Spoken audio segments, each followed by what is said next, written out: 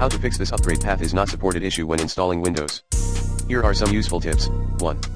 Run Windows Update Troubleshooter. 2.